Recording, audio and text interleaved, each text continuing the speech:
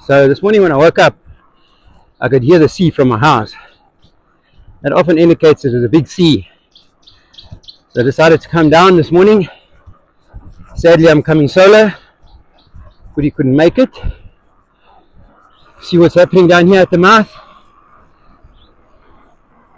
See what changes there are from yesterday. And once again, such a pretty morning after all those tough conditions we just come through.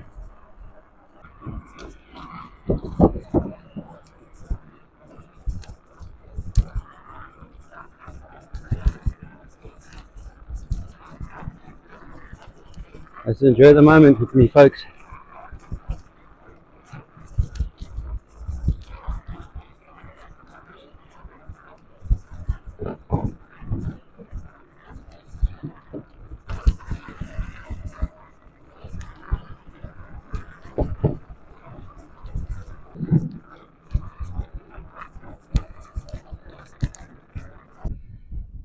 Let's stop quickly to show you something different.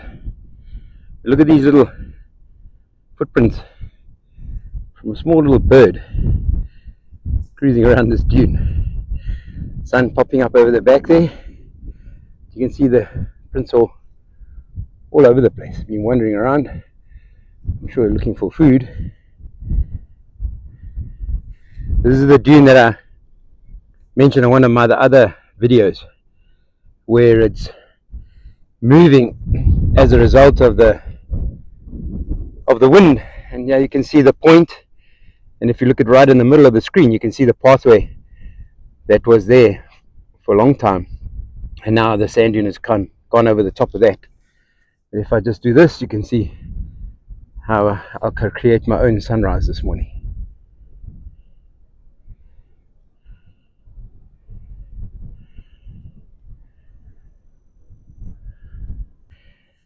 Alright, so I decided to start here.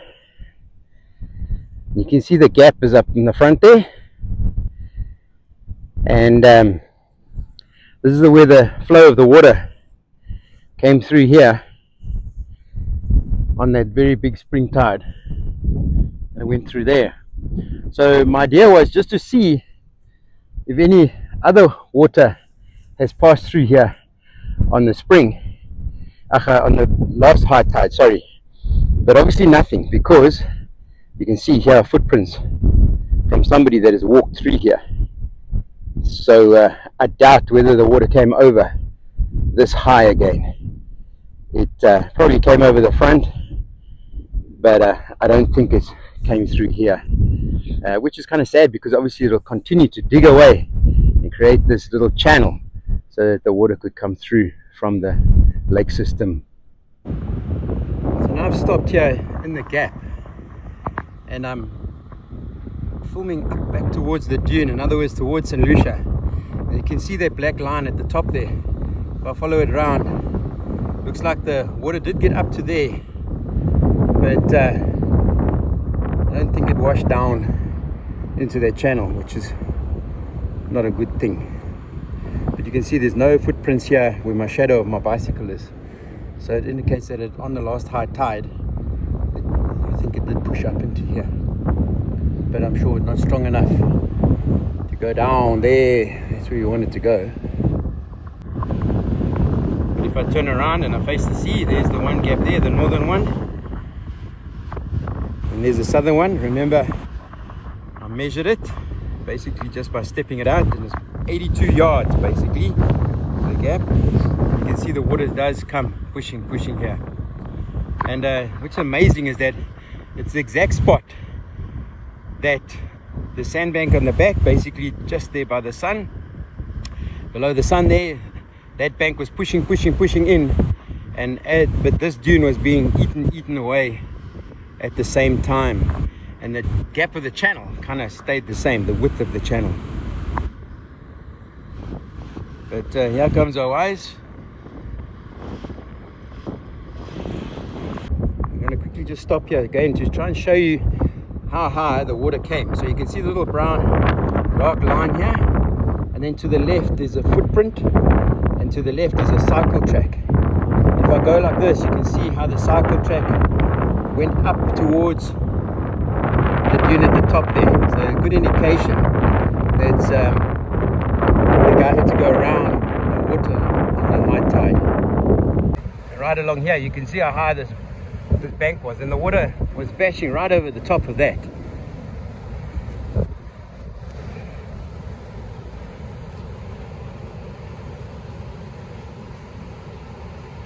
It looks like while I'm trying to see, there's a safe spot for the chaps to cut across and maybe go and launch in Mapilan, which has always been a much safer launch because of the bay. You can see lots of sand being brought in here as I ride along.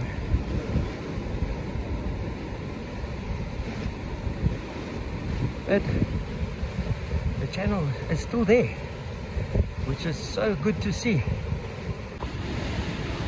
Alright folks, formation like this makes it all worthwhile for me to come down.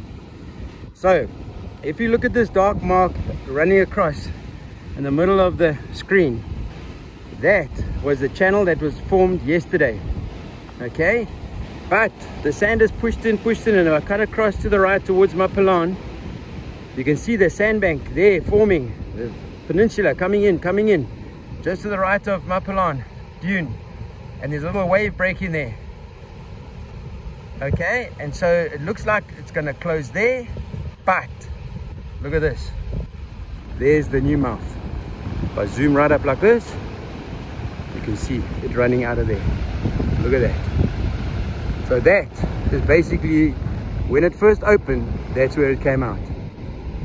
And we've been talking about it all the time, how nature just does its own thing, and the mouth is running north, saying that it's going to be okay. That's how it always is, and boom, we have a nature phenomenon and things change drastically once again. And so the key thing for me here is that the water from the sea on a high tide will go straight into the lake. It doesn't have to force its way up through the channel. In other words, the bath plug system that we've been talking about, that goes straight in, and vice versa. The water from the lake and the river system is now just going to flow straight out to sea, and hopefully dig a big channel. Yo, interesting times ahead, folks. Okay, right folks, so now I'm at nearly close to the pinnacle there, and you check, there's a chap that's just arrived, going to do some fishing. But what is really interesting for me today is that this pinnacle is getting narrower and narrower and narrower. So in other words, this dune, if I go back, come to here and I'll show you my shadow, is being eaten away by the sea. And if this flattens out, this seawater will come right over the top and straight into the estuary. And that's what I believe we need, is we need that width of seawater, this gap, this whole gap, having seawater pushed into the system. The downside that we have at the moment is we're heading towards neap tides. So the spring has come and gone, and the neeps are coming. So that can be a down. But maybe on the next spring, we can get this, that it's low enough that the seawater can actually push straight over the top and into that system there. So if I drift across to the left here slowly, now I'm heading north basically from the tip, and I stop like this, that's where the water is going out now. So in other words, that's the new mouth. So within 24 hours, this mouth has changed twice. And if I go across to the left again, you can see as I go across, there's the sandbank. I'll zoom into the sandbank, and I cut across again, and you can see the reflection of the sun. And then just to the left of the sun, that's where the mouth was going out yesterday. Man, it's such an interesting phenomenon. Nature is amazing, amazing, amazing, amazing. And again, if I come back to here, this looks relatively deep. No ways you can walk across that, not a chance. And so the mouth is not closed, and I don't see it closing and very shortly, seriously. And I always have made the prediction that there's too much fresh water in the river system and in the lake system, and that water is enough to just keep this mouth open, keep the pressure on the beach sand, and keep it going. I hate making predictions because a lot of people will attack you when you do that, but yes folks, again, like I said, I try and just keep it telling you what I see and sharing my feelings. But no scientist, but I have a passion for this place, and let's keep it positive, everybody.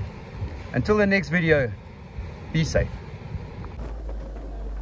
Well folks, thanks again to Footy, who went down on the low tide to help me out and get some footage of the low tide and the mouth and what it looks like now. And here you can see that it's really widened quite considerably. Okay, and remember, this is the new mouth. The old one was a little bit further north and not as wide, if you can remember the video from yesterday.